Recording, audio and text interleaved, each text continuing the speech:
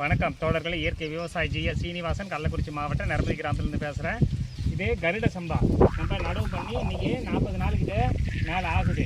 கோடா விட்டு ஓட்டியாச்சு. ரெண்டாவது கைகளை போட்டு கலப்பை பறிச்சாச்சு. இப்போ நம்ம என்ன பண்ணுறோம், நல்ல புண்ணாக்கு, எள்ளு புண்ணாக்கு, கொட்டமுத்து புண்ணாக்கு, இது ஒரு 30 சிண்டு இருக்கும். அதனால் ஒரு 5 கிலோ புண்ணாக்கு கரெக்ஷன், 5 கிலோ புண்ணாக்கு கரெக்ஷன். அந்த குண்டுக்கு 70 சிண்டு, அதனால் 7 கிலோ வந்து எடுத்து வச்சுருக்கிறேன். அங்கே ஒரு பேரில் வச்சுருக்கேன். அந்த பேரெல்லாம் போடணும். மறுபடியும் இந்த குண்டுக்கு பேரில் போட்டு இதே சைனோ ஃபேக்ட்ரியா கிட்ட பாருங்களேன், தெரியும். இதே சைனோ ஃபேக்ட்ரியா அந்த குண்டா போட்டு பேரில் ஃபுல்லாக தண்ணியை ரொம்பி விட்டுறணும். தண்ணியை பிடிச்சி விட்டுறணும். பேரில் ஃபுல்லாக தண்ணியை பிடிச்சி விட்டுட்டு அதுக்கு அடுத்தது ஒரு 3 நாள் கிண்டணும்.